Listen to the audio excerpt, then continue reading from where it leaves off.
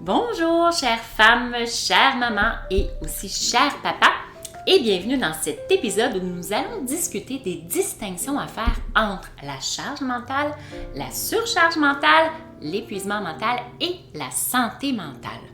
Donc nous verrons ensemble si un de ces concepts concernant votre vie mentale correspond à ce que vous pouvez vivre au quotidien. Mais tout d'abord, je me présente, je suis Dr Christine Pagé, psychologue en pratique privée depuis plus de 20 ans. Alors, la charge mentale, j'en ai parlé déjà quelques fois, ça fait référence à la quantité de travail mental nécessaire pour accomplir une tâche ou une série de tâches que vous devez effectuer pour gérer toutes sortes de tâches et de responsabilités quotidiennes, que ce soit professionnelles, familiales et personnelles. Donc, la charge mentale, ça implique l'organisation et la planification à court, moyen et long terme des différents domaines de votre vie. Puis, elle repose bien souvent sur les épaules des femmes dans 85% des familles. Elle peut être influencée par différents facteurs, bien sûr, tels que la complexité des tâches, le niveau de distraction, les délais à respecter, les attentes de chacun et les responsabilités.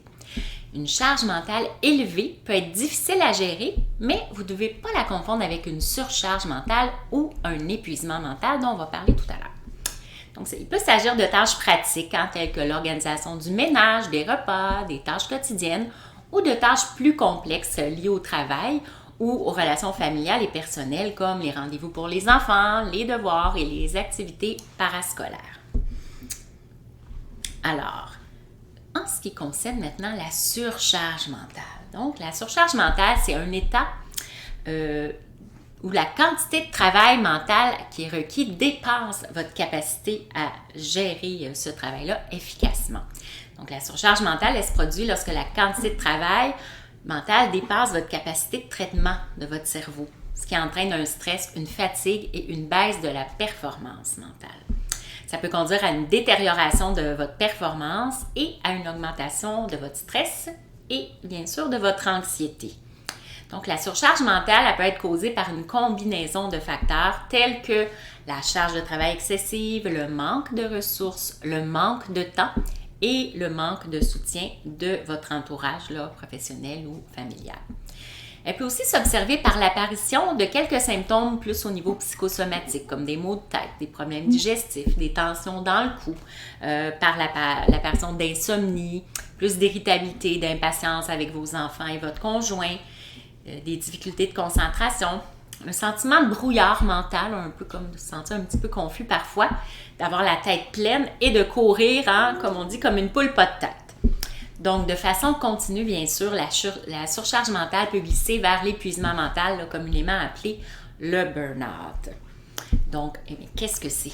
Qu'est-ce que c'est l'épuisement mental, justement?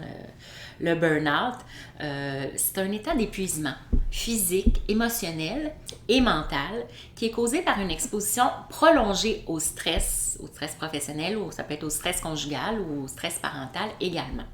Donc, vous pouvez vivre un burn-out professionnel, mais on parle maintenant aussi de burn-out conjugal ou de burn-out parental.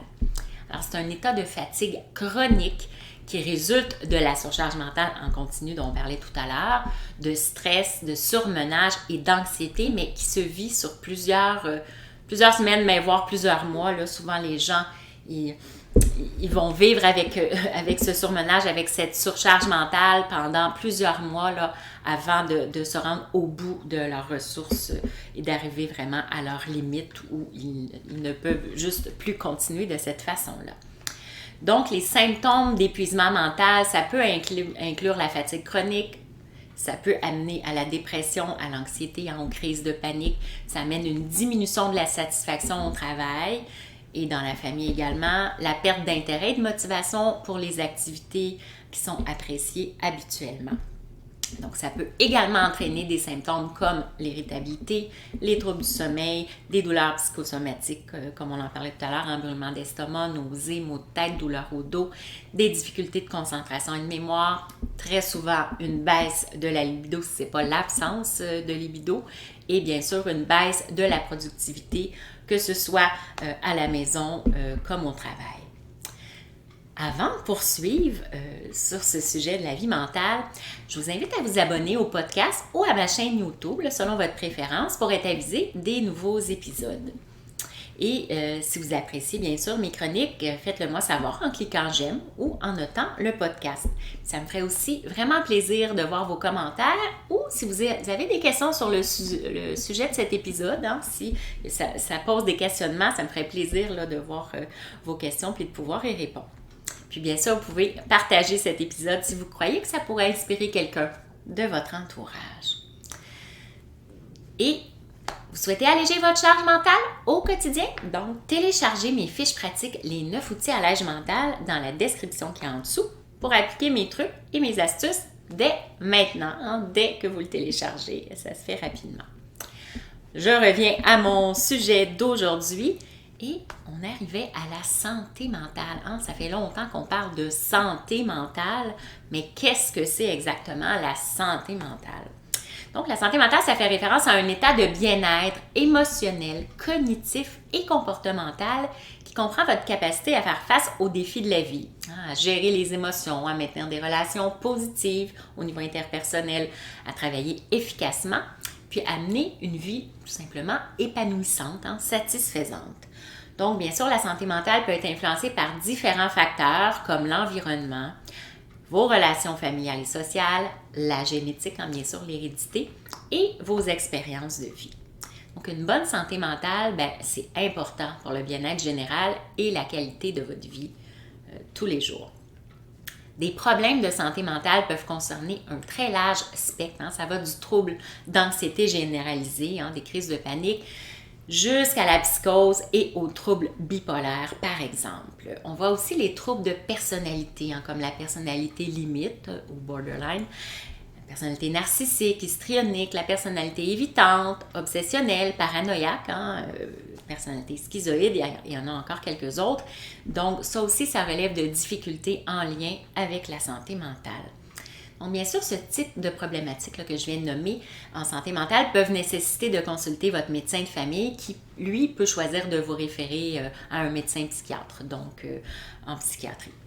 Alors, en résumé, là, si je reviens sur tout ce qu'on vient de voir au niveau des concepts aujourd'hui, la charge mentale se réfère à la quantité de travail mental nécessaire pour accomplir une tâche, tandis que la surcharge mentale, c'est un état où la quantité de travail mental requis dépasse votre capacité à le gérer efficacement. L'épuisement mental, bien, c'est un état d'épuisement hein, physique, émotionnel et mental causé par une exposition prolongée au stress professionnel ou familial, tandis que la santé mentale, ça fait référence à un état de bien-être émotionnel, cognitif et comportemental, donc bien sûr des problèmes de santé mentale. Bien, à ce moment-là, ça va faire référence à un état où la personne n'est vraiment plus bien, hein, elle se sent très fragile émotionnellement, psychologiquement, cognitivement. Donc, c'est vraiment important de reconnaître les différences entre ces termes-là afin de pouvoir identifier les signes de stress, de surcharge et d'épuisement mental et de prendre des mesures pour maintenir une bonne santé mentale. Donc, si vous vous reconnaissez dans les symptômes de surcharge mentale ou même d'épuisement mental, n'hésitez pas à consulter un professionnel de la santé pour vous accompagner dans cette période plus fragile de votre vie. Alors voilà, c'est ce qui fait le tour de cet épisode pour aujourd'hui. J'espère que vous l'avez apprécié, que ça vous a été utile et je vous dis au revoir et comme à l'habitude, prenez bien soin de vous avec bienveillance.